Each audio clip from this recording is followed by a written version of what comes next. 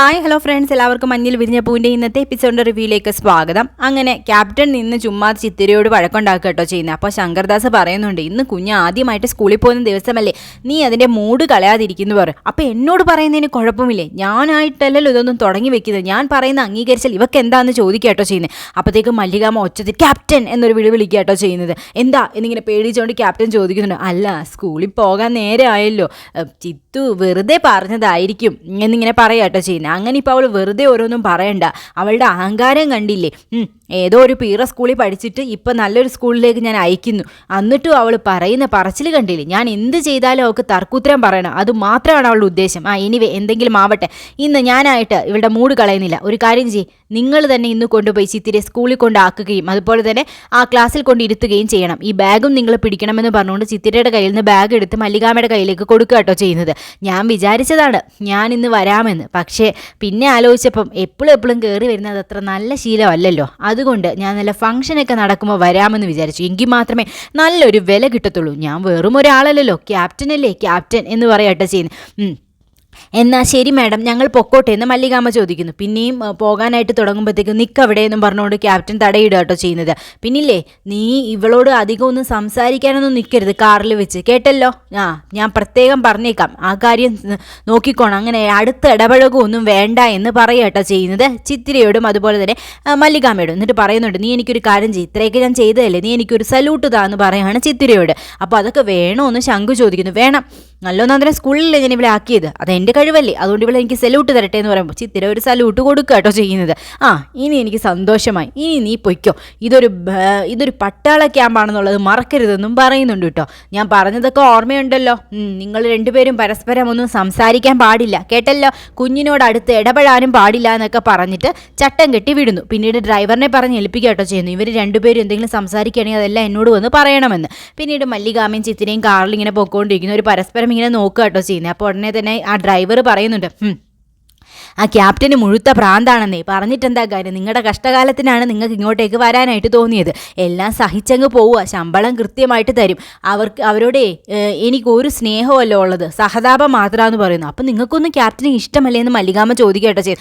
ഇഷ്ടമോ, മണ്ണം കെട്ടയാണ്, അവരോട് സഹതാപം മാത്രമേ ഉള്ളൂ, ഒരു മാനസിക നില തെറ്റിയ ഒരാളോട് തോന്നുന്ന സഹതാപം. പിന്നെ നിങ്ങൾ തമ്മിൽ എന്തെങ്കിലും സംസാരിക്കുകയാണെങ്കിൽ അതെല്ലാം പോയി പറഞ്ഞു കൊടുക്കണമെന്നാണ് ക്യാപ്റ്റൻ ചട്ടം കെട്ടിയിരിക്കുന്നത്. ഞാനതൊന്നും പറഞ്ഞു കൊടുക്കാനായിട്ട് പോകുന്നില്ല, നിങ്ങൾ തമ്മിൽ സംസാരിച്ചോ എന്ന് പറയാട്ടോ ചെയ്യുന്നത്. ഇത് കേൾക്കുമ്പോൾ മല്ലികാമ്മയ്ക്ക് ആശ്വാസം ആവുന്നുണ്ട് കേട്ടോ. പിന്നെ എനിക്കതിലേ പണി, നിങ്ങൾ സംസാരിക്കുന്നത് പറഞ്ഞു കൊടുക്കാനായിട്ട്, അവർക്ക് വേറെ പണിയൊന്നും ഇല്ലെന്നേ. ശംഖു സാറിനും അറിയാം അവരുടെ സ്വഭാവം, എല്ലാം സഹിച്ചങ്ങോട്ട് പോകുന്നതേ ഉള്ളൂ. പിന്നില്ലേ, നല്ല 1-ാം തീയതി ആകുമ്പോൾ തന്നെ കറക്റ്റായിട്ട് ശമ്പളം തരുമെന്ന് പറയുന്നു. പിന്നീട് ഒരു സ്ഥലത്ത് ബ്ലോക്ക് വരുമ്പോൾ അവിടെ വണ്ടി നിർത്തുക കേട്ടോ ചെയ്ത്. അപ്പോൾ ഒരു കുട്ടി വന്നിട്ട് ചിത്തിരയോട്, ചേച്ചി ഈ പേനയിൽ ഒരെണ്ണം വാങ്ങിക്കുമോ എന്ന് ചോദിക്കുക കേട്ടോ ചെയ്യുന്നത്. അപ്പോൾ ഇങ്ങനെ മല്ലികാമ്മയെ നോക്കുന്നുണ്ട് കേട്ടോ. അപ്പോൾ ഉടനെ ചിത്തിര ചോദിക്കുന്നുണ്ട്, എന്താ ഇതിൻ്റെ വില എന്ന് ചോദിക്കുന്നു. 10 രൂപയാണെന്ന് പറയട്ടോ ചെയ്യുന്നത്. അപ്പോൾ ഉടനെ മല്ലികാമ്മ ഡ്രൈവറുടെ കയ്യിൽ ഇത് 10 രൂപ വാങ്ങിച്ചിട്ട് അതിൽ നിന്ന് ഒരു പേന വാങ്ങിക്കുക കേട്ടോ ചെയ്യുന്നത്. അപ്പോൾ ചിത്തിര കുട്ടിയോട് ചോദിക്കുന്നുണ്ട്, നീ എന്താ സ്കൂളിലൊന്നും പോകുന്നില്ലേ എന്ന് ചോദിക്കുകയാട്ടോ ചെയ്യുന്നത്. അപ്പോൾ ഉടനെ തന്നെ കുട്ടി പറഞ്ഞു, പൊയ്ക്കൊണ്ടിരുന്നതാണ്, പെട്ടെന്നാണ് അമ്മയ്ക്ക് സുഖമില്ലാതായത്, പിന്നീട് പഠിക്കാൻ പോകാനായിട്ട് സാധിച്ചില്ല എന്ന് പറയട്ടോ ചെയ്ത്. അപ്പോൾ നിൻ്റെ അച്ഛനോ എന്ന് ചിത്തിര ചോദിക്കുമ്പോൾ, അച്ഛൻ മരിച്ചു പോയി എന്ന് പറയട്ടോ ചെയ്യുന്നത്. ഇത് കേൾക്കുന്ന ചിത്തിരയ്ക്ക് ഭയങ്കര സങ്കടം തോന്നും കേട്ടോ ചെയ്യുന്നത്. എന്ത് ചെയ്യാനാ, ഇപ്പോൾ ഈ പേന വിറ്റാ ജീവിക്കുന്നത്, അമ്മയ്ക്ക് അസുഖം വന്നപ്പോൾ ഞാൻ ഒരാളുടെ കയ്യിൽ നിന്ന് 10,000 രൂപ കടം വാങ്ങി, ആ 10,000 രൂപ തിരിച്ചു കൊടുക്കണം എന്ന് പറഞ്ഞാൽ അയാൾ എന്നും ശല്യപ്പെടുത്തിക്കൊണ്ടിരിക്കുകയാണ്, അതിന് വേണ്ടിയിട്ടാണ് ഇപ്പോൾ ഈ പേന കച്ചവടം ഞാൻ ഏറ്റെടുത്ത് നടത്തിക്കൊണ്ടിരിക്കുന്നതെന്ന് പറയാട്ടോ ചെയ്യുന്നത്. ആ 10,000 രൂപ തിരിച്ചു കൊടുക്കാൻ സാധിച്ചു കഴിഞ്ഞാൽ എനിക്ക് തിരിച്ച് സ്കൂളിലേക്ക് പോകാൻ സാധിക്കും, കാരണം വൈകുന്നേരങ്ങളിൽ ഞാനൊരു സൂപ്പർ മാർക്കറ്റിൽ ജോലിക്ക് പോകും, അപ്പോൾ എനിക്കും എൻ്റെ അമ്മയ്ക്കും കഴിയാനായിട്ട് അത് മാത്രം മതിയെന്ന് പറയാട്ടോ ചെയ്യുന്നത്. ആകെ കഷ്ടത്തിലാണെന്നും പറയുന്നുണ്ട് കേട്ടോ കുട്ടി.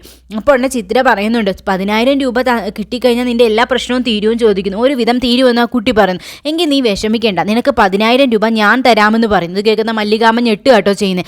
അതെന്താണ്, എവിടെ നിന്ന് എടുത്തിട്ട് ഇവൾ കൊടുക്കുമെന്നാണ് ഉദ്ദേശിച്ച് പറയുന്നതെന്നുള്ള രീതിയിൽ നാളെ ഞാൻ ഈ വഴി തന്നെ വരും എന്ന് പറയുന്നു. അപ്പോൾ ഉടനെ തന്നെ ആ കുട്ടി പറയുന്നുണ്ട് കേട്ടോ, ഞാൻ ദൈവത്തെ ഇതുവരെ കണ്ടിട്ടില്ല, എനിക്കിപ്പോൾ മനസ്സിലായി ദൈവം ഏതൊക്കെ രൂപത്തിൽ വരുമെന്ന്, ഞാൻ നിങ്ങളെ ദൈവത്തിൻ്റെ സ്ഥലത്താണ് കാണുന്നതെന്ന് പറയുന്നു.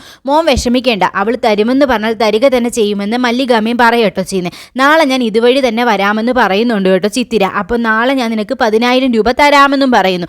അപ്പോൾ വളരെ ഉപകാരം, ഞാൻ ഒരിക്കലും മറക്കില്ല എന്ന് പറയാട്ടോ ചെയ്യുന്നത്. ഞാൻ ഇവിടെ തന്നെ കാണും, എനിക്ക് വേറൊരു ജോലിയും ചെയ്യാനായിട്ട് അറിഞ്ഞുകൂടാ, ഞാൻ ഈ ജോലി തന്നെയാണ് ചെയ്യുന്നതെന്ന് പറയുന്നു. അങ്ങനെ ആ കുട്ടിയോട് യാത്ര പറഞ്ഞ് മല്ലികാമയും ചിത്തിരയും കാറെടുത്ത് പോവാട്ടോ ചെയ്യുന്നത്. പിന്നീട് ചിത്തിര എടുക്ക മല്ലികാമ ചോദിക്കുന്നുണ്ട്, നീ എവിടുന്ന് കൊടുക്കുമെന്നാണ് പറഞ്ഞെന്ന് ചോദിക്കുന്നു.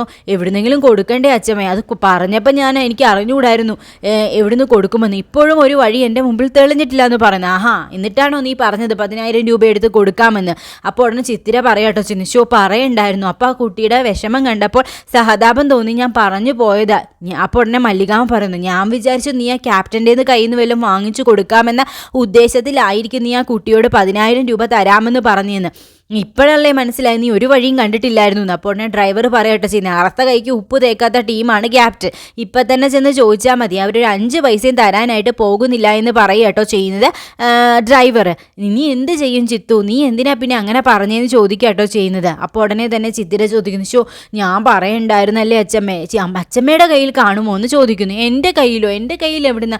ഞാൻ ഇപ്പോഴാണെങ്കിൽ വേറെ ജോലിക്കൊന്നും പോകുന്നുമില്ലല്ലോ, ക്യാപ്റ്റൻ്റെ കയ്യിൽ നിന്നാണെങ്കിൽ ശമ്പളവും കിട്ടിയിട്ടില്ലല്ലോ എന്ന് പറയുകട്ടോ ചെയ്യുന്നു. അപ്പോൾ ഉടനെ ചിത്തിര വിഷമത്തോടെ പറയാട്ടോ ചെയ്യുന്നത്, ഒന്നും മുന്നും പിന്നും ആലോചിക്കാതെ ഞാൻ പറയണ്ടായിരുന്നു, ഇതിപ്പോൾ ആകെ കുഴപ്പമായല്ലോ എന്ന് പറയുന്നു. അപ്പോൾ ഉടനെ മല്ലികാമ പറയുന്നുണ്ട്, നീ വിഷമിക്കേണ്ട, നിനക്ക് സഹതാപം തോന്നിയിട്ട് നീ പറഞ്ഞതല്ലേ, നമുക്ക് ആ കുട്ടിയെ സഹായിക്കാം, നിന്റെ വാക്ക് നിനക്ക് പാലിക്കാനായിട്ട് സാധിക്കും, ഞാൻ 10,000 രൂപ എവിടുന്നെങ്കിലും സംഘടിപ്പിച്ച് തരാമെന്ന് പറയുന്നു. എവിടുന്ന് അച്ഛമ്മ സംഘടിപ്പിക്കാമെന്ന് ചിത്തിര ചോദിക്കും.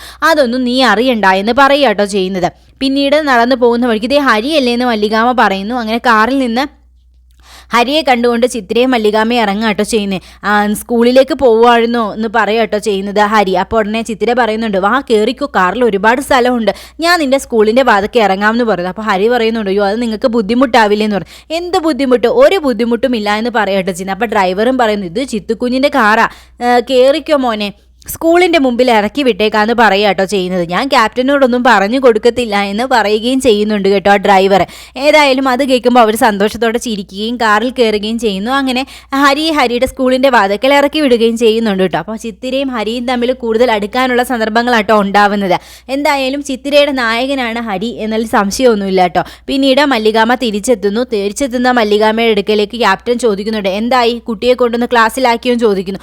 ആക്കി എന്ന് പറയുന്നു. അതെന്തായാലും അവർ ചെയ്ത് കാണുമല്ലോ രേണു, നീ എന്തിനാണ് അവരോട് തട്ടിക്കയറുന്നെന്ന് ചോദിക്കുന്നു. ആഹാ, അതെന്തിനെന്നോ, നമുക്കുള്ള സ്നേഹം ഇവർക്ക് കാണത്തില്ല, ഇവർ വെറും ഒരു ജോലിക്കാരിയാണെന്ന് പറയും. എന്തായാലും നിനക്കുള്ള സ്നേഹമല്ല, അതിൽ കൂടുതലായിരിക്കും ഇവർക്ക് ചിത്തിരയോട് ഉണ്ടായിരിക്കാതുണ്ട്. അതെങ്ങനെ ശങ്കുവിന് അറിയാനായിട്ട് സാധിക്കും? ജോലിക്കാരുടെ കാര്യമെന്നേ ഉള്ളൂ, അത്രത്തോളമൊക്കെ ആത്മാർത്ഥതയെ കാണത്തുള്ളൂ. അതുകൊണ്ടേ നമുക്കുള്ള അത്രയും സ്നേഹം നമ്മുടെ കുട്ടിയോട് വേറെ ആർക്കും കാണില്ല എന്നൊക്കെ പറയാട്ടോ ചെയ്യുന്നത്. അപ്പോൾ ശംഖു പറയുന്നുണ്ട്, നിന്നോട് പറഞ്ഞിട്ട് കാര്യമൊന്നുമില്ല, എന്നാൽ ശരിയെന്ന് പറഞ്ഞ് ശംഖു പോകുന്നു. അപ്പോൾ ഉടനെ മല്ലികാമ, എനിക്കൊരു കാര്യം പറയാനുണ്ടെന്ന് വളരെ പേടിച്ച് ക്യാപ്റ്റൻ്റെ മുമ്പിൽ പറയാട്ടോ ചെയ്യുന്നത്. എന്താ കാര്യമെന്ന് ചോദിക്കുന്നു. പറയാമോ എന്ന് എനിക്ക് അറിഞ്ഞുകൂടാ, പറയാമോ എന്ന് അറിഞ്ഞുകൂടെങ്കിലേ പറയണ്ടെന്ന് ക്യാപ്റ്റൻ പറയാട്ടോ ചെയ്യുന്നത്. അല്ല, പറയാതിരിക്കാനും വയ്യ, എന്നാൽ പിന്നെ പറയുമെന്ന് പറയുന്നു. എനിക്കൊരു 10,000 രൂപ തരുമോ എന്ന് ചോദിക്കുക. 10,000 രൂപയോ? വന്നിട്ട് ഒരാഴ്ച ആയുള്ളൂ, അതിനു മുമ്പേ 10,000 രൂപ വേണമെന്നോ? നിങ്ങളാൾ കൊള്ളാമല്ലോ എന്ന് പറയാട്ടോ ചെയ്യുന്ന ക്യാപ്റ്റൻ. 5 പൈസ ഞാൻ തരത്തില്ല എന്നും പറയുന്നുണ്ട് കേട്ടോ. അപ്പോൾ ഉടനെ തന്നെ മല്ലികാമൻ പറയുന്നുണ്ട്, അത്യാവശ്യ കാര്യം വന്നുകൊണ്ടാണ് മാഡം, എൻ്റെ ശമ്പളത്തിൽ നിന്ന് അഡ്വാൻസ് ആയിട്ട് തന്നാൽ മതിയെന്ന് പറയാട്ടോ ചെയ്യുന്നത്. അഡ്വാൻസോ? അങ്ങനെ കൊടുക്കുന്ന പതിവ് എനിക്കില്ല എന്ന് പറയാട്ടോ ചെയ്യുന്നത്. ഇവിടുത്തെ ജോലിക്കാരോട് ചോദിച്ചാൽ അറിയാം, ഗവൺമെൻറ് ഉദ്യോഗം കണക്കാണ് ഇവിടെ ജോലി ചെയ്യുന്നത്. കൃത്യമായിട്ട് ഞാൻ ശമ്പളം കൊടുക്കും, പക്ഷെ മുൻകൂറായിട്ട് ഞാൻ ഒന്നും കൊടുക്കത്തില്ല എന്ന് പറയുന്നു. അപ്പോൾ ഈ അവസരം മുതലെടുക്കാനായിട്ട് മല്ലികാമ ശ്രമിക്കാട്ടോ ചെയ്യുന്നത്. മല്ലികാമ പറയുന്നുണ്ട്, അത് ശരി തന്നെയാണ്, ഡ്രൈവർ എന്നോടത് പറഞ്ഞു എന്ന് പറഞ്ഞു. അയാൾ എന്ത് പറഞ്ഞു എന്നായി പറയുന്നത്? ഇല്ല, ഇവിടെ ജോലി ചെയ്യാൻ പറ്റിയത് അയാളുടെ മഹാഭാഗ്യമാണ്, ക്യാപ്റ്റനെ പോലെ ഒരാളുടെ കീഴിൽ ജോലി ചെയ്യാന്ന് പറയുന്നത് അത്ര വലിയ ഭാഗ്യമാണെന്ന് അയാൾ പറഞ്ഞെന്ന് പറഞ്ഞു. അയാൾ ഒട്ടും കൂടുതലൊന്നുമല്ല പറഞ്ഞത്, സത്യമാണ് പറഞ്ഞത്. പക്ഷേ എന്നാലും ഞാൻ 10,000 രൂപ തരാനായിട്ട് പോകുന്നില്ല, കൃത്യസമയത്ത് കിട്ടേണ്ട രീതിയിൽ നിങ്ങൾക്ക് ആ പൈസ കിട്ടിക്കോളുമെന്ന് ക്യാപ്റ്റൻ പറയാട്ടോ ചെയ്യുന്നത്. അതുകൊണ്ടേ ഞാൻ തരൂല്ല കേട്ടോ എന്നും പറഞ്ഞുകൊണ്ട് ക്യാപ്റ്റൻ പോകുന്നു. പിന്നീട് ക്യാപ്റ്റൻ പറയുന്നുണ്ട് കേട്ടോ, അടുക്കളയിൽ ഒരു സഞ്ചിയും ഒരു ലിസ്റ്റും വച്ചിട്ടുണ്ട്, അതിൽ പറഞ്ഞിരിക്കുന്ന സാധനങ്ങളെല്ലാം സൂപ്പർ മാർക്കറ്റിൽ പോയി എത്രയും പെട്ടെന്ന് ഇങ്ങോട്ട് വാങ്ങിക്കൊണ്ട് വരണമെന്ന് ക്യാപ്റ്റൻ പറയാട്ടോ ചെയ്യുന്നത്. അപ്പം മല്ലികാമ ഒന്നും മിണ്ടുന്നില്ല. എന്താ നിങ്ങളൊന്നും മിണ്ടാത്തേന്ന് ചോദിക്കുന്നു. അല്ല, ഞാൻ മൂളിയായിരുന്നു.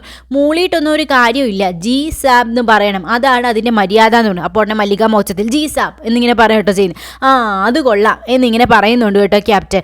അങ്ങനെ മല്ലികാമ ആലോചിക്കുന്നുണ്ട്, എന്തായാലും പോകുന്ന വഴിക്ക് എന്ത് ചെയ്യാൻ പറ്റും 10,000 രൂപയ്ക്ക്, നാളെ തന്നെ കൊടുക്കണമല്ലോ എന്ന് ചിന്തിക്കുന്നു. അങ്ങനെ മല്ലികാമ ഒരു വഴി കണ്ടുപിടിക്കുന്നു. ഒരു ഫിനാൻസ് സ്ഥാപനത്തിലേക്ക് പോവുക കേട്ടോ ചെയ്യുന്നത്. എന്നിട്ട് അവിടെ ഇരിക്കുന്ന പെൺകുട്ടിയോട് പറയുന്നുണ്ട്, നിങ്ങളുടെ സ്ഥാപനത്തിൻ്റെ ഒരു പരസ്യം കണ്ടു, പേഴ്സണൽ ലോൺ കൊടുക്കുമെന്ന്, അതിന് ഈടൊന്നും വേണ്ട എന്ന് പറയുന്നതും കേട്ടു, അത് കണ്ടുകൊണ്ട് വന്നാന്ന് പറയുന്നു. അപ്പോൾ ഉടനെ തന്നെ അവിടെ ഇരിക്കുന്ന കുട്ടി ചോദിക്കുന്നുണ്ട് കേട്ടോ, എത്ര രൂപയാണ് വേണ്ടതെന്ന് ചോദിക്കുന്നു. 10,000 രൂപയാന്ന് പറയും. മാഡത്തിന് എവിടെയാണ് ജോലിയും ചോദിക്കുക കേട്ടോ ചെയ്യുന്നത്, ഏത് സ്ഥാപനത്തിലാണ് ജോലിയും ചോദിക്കുന്നു. എനിക്ക് അങ്ങനെ പ്രത്യേകിച്ച് ഒരു സ്ഥാപനത്തിലുമല്ല ജോലി, ഞാനൊരു വീട്ടിലെ ആയയായിട്ട് കുട്ടിയെ നോക്കാൻ വേണ്ടി നിൽക്കുകയെന്ന് പറഞ്ഞു. അയ്യോ, അങ്ങനെയുള്ളവർക്ക് ലോൺ കൊടുക്കാൻ സാധിക്കത്തില്ല മാഡം, അങ്ങനെ നമ്മുടെ നിയമത്തിൽ പറയുന്നില്ല എന്ന് പറയട്ടോ ചെയ്യുന്നത്. നിങ്ങളുടെ ഇതിൽ ഈടൊന്നും വേണ്ടാന്ന് കണ്ടോണ്ടാണ് ഞാൻ ഇങ്ങോട്ട് വന്നതെന്ന് മല്ലികാമ്മ പറയുമ്പോൾ ശരി അരവിന്ദൻ അങ്ങോട്ടേക്ക് വരികട്ടോ ചെയ്യുന്നത്. അപ്പോൾ മല്ലികാമ്മയെ കണ്ടപ്പോൾ ഇതാരേ, മല്ലികാമ്മയോ എന്നിങ്ങനെ ചോദിക്കുക. എൻ്റെ സ്ഥാപനത്തിലേക്കൊക്കെ മല്ലികാമ്മ അപ്പോൾ വരുമല്ലേ എന്ന് പറയട്ടോ ചെയ്യുന്നത്. ഇത് അരവിന്ദൻ്റെ സ്ഥാപനമായിരുന്നു, എനിക്ക് അറിഞ്ഞുകൂടായിരുന്നു എന്ന് മല്ലികാമ്മ പറയുന്നു. ഇപ്പം കള്ള് ബിസിനസ് ഒന്നും വലിയ മെച്ചമൊന്നും ഇല്ല മല്ലികാമ്മയെ, അതുകൊണ്ട് ഇപ്പം ഫിനാൻസ് തുടങ്ങാമെന്ന് വിചാരിച്ചു. അങ്ങനെ തുടങ്ങിയതാ. കേരളത്തിൻ്റെ എല്ലാ ഭാഗത്തും ഉണ്ട് ബ്രാഞ്ചുകൾ. നമ്മുടെ നാടിൻ്റെ പേര് തന്നെ ഇട്ടിരിക്കുന്നത് അവിട്ടശ്ശേരി അവിട്ടം ഫിനാൻസസ് എന്നാണ് ഇട്ടിരിക്കുന്നതെന്ന് പറയാട്ടോ ചെയ്യുന്നത്. അല്ല മല്ലികാമ്മ ഇപ്പം എന്തിനാ എങ്ങോട്ടേക്ക് വന്നതെന്ന് ചോദിക്കും. മല്ലികാമ്മ പറയുന്നുണ്ട്, എനിക്കൊരു 10,000 രൂപയുടെ ആവശ്യമുണ്ടായിരുന്നു, പേഴ്സണൽ ലോൺ കിട്ടുമോ എന്ന് അറിയാൻ വേണ്ടിയാണ് വന്നത്, പക്ഷേ ജോലി ഇല്ലാത്തവർക്ക് കൊടുക്കില്ല എന്ന് പറയുന്നു. അത് ശരിയാണല്ലോ മല്ലികാമ്മേ, ജോലിയുള്ളവർക്കേ കൊടുക്കാനായിട്ട് സാധിക്കത്തുള്ളൂ. അപ്പോൾ ഉടനെ തന്നെ ഇനിയിപ്പോൾ എന്ത് ചെയ്യാനായിട്ട് സാധിക്കും എന്നിങ്ങനെ ഒരു കുരുട്ട് ബുദ്ധി ആലോചിക്കാട്ടോ ചെയ്യുന്നത്. അപ്പോൾ അരവിന്ദൻ്റെ മനസ്സിലേക്ക് ഒരു വഴി തെളിയുന്നുണ്ട്. അപ്പോൾ അരവിന്ദൻ പറയുന്നുണ്ട്, 10,000 രൂപ വളരെ നിസ്സാരമല്ലേ, അത് ഞാൻ അങ്ങ് തന്നേക്കാം, പക്ഷേ എനിക്ക് വേണ്ടി മല്ലികാമ്മ ഒരു പണി ചെയ്യണമെന്ന് പറയാട്ടോ ചെയ്യുന്നത്. അപ്പോൾ ഉടനെ മല്ലികാമ്മ ചോദിക്കുന്നുണ്ട്, എന്ത് പണിയാണ് ചെയ്യേണ്ടതെന്ന് ചോദിക്കുന്നു. എനിക്ക് ടൗണിൽ ഒരു ഹോട്ടലുണ്ട്, ആ ഹോട്ടലിൻ്റെ മുമ്പിൽ ആൾക്കാരെ സ്വീകരിക്കുന്നതിന് ബോർഡും പിടിച്ചുകൊണ്ട് കുറച്ച് ഹിന്ദിക്കാരായിരുന്നു നിന്നിരുന്നത്, അതിലൊരാളിപ്പോൾ പോയി, ആ സ്ഥാനത്ത് മല്ലികാമ്മ ഒന്ന് വന്ന് നിൽക്കണം, നാളെ ഒരു ദിവസത്തേക്ക് നിന്നാൽ മതി, അതിന് പ്രതിഫലമായിട്ട് ഞാൻ 10,000 രൂപ തന്നേക്കാം, അതാകുമ്പോൾ മല്ലികാമ്മ എനിക്ക് തിരിച്ചു തരികയും വേണ്ട എന്ന് പറയുന്നു. അപ്പോൾ മല്ലികാമ്മയ്ക്ക് മനസ്സിലാവുന്നുണ്ട് കേട്ടോ അവിട്ടശ്ശേരി അരവിന്ദൻ്റെ തന്ത്രം. മല്ലികാമ്മ പറയുന്നുണ്ട്, ഒരു ജോലിക്കും ഞാനൊരു കുറച്ചിലും കാണുന്നില്ല, ഞാൻ ചെയ്യാൻ തയ്യാറാണ് അരവിന്ദ, എന്തായാലും ഒരു വഴി തെളിഞ്ഞതല്ലോ, ദൈവമായിട്ട് കൊണ്ടുതന്ന വഴിയാണ്, പിന്നെ ആ ജോലി ചെയ്യുന്നവരുടെ മാനസികാവസ്ഥ എന്താണെന്ന് എനിക്കറിയാനായിട്ട് സാധിക്കുമല്ലോ, അതുകൊണ്ട് പണം ഇപ്പോൾ തന്നോളൂ, ഞാൻ നാളെ രാവിലെ തന്നെ അരവിന്ദൻ പറഞ്ഞ ഹോട്ടലിൻ്റെ മുമ്പിൽ എത്തിക്കോളാമെന്ന് പറയുന്നു. എങ്കിൽ പിന്നെ കൊള്ളാം മല്ലികാമ്മേ, ഞാൻ അവസരം മുതലെടുക്കുമെന്നൊന്നും വിചാരിക്കേണ്ട കേട്ടോ, 10,000 രൂപ ഞാൻ അങ്ങ് തന്നേക്കാം, കൈയോടെ അങ്ങ് കൊണ്ടുപോക്കോ, നാളെ രാവിലെ കൃത്യസമയത്ത് വന്നാൽ മതി, എനിക്ക് മല്ലികാമ്മ വിശ്വാസമാണെന്നും അരവിന്ദൻ പറയുന്നു. അങ്ങനെ പോക്കറ്റിൽ നിന്നും 10,000 രൂപ എണ്ണിയെടുത്ത് മല്ലികാമ്മയുടെ കയ്യിലേക്ക് കൊടുക്കുക കേട്ടോ ചെയ്യുന്നത്. മല്ലികാമ്മയ്ക്ക് എന്തായാലും ചിത്തിര കൊടുത്ത വാക്ക് പാലിക്കണം, അതാണ് പ്രധാനം, അല്ലാതെ എന്ത് ജോലി ചെയ്യുന്നു എന്നുള്ളതല്ല. അങ്ങനെ മല്ലികാമ്മ ആ പണം വാങ്ങിക്കുക കേട്ടോ ചെയ്യുന്നത്.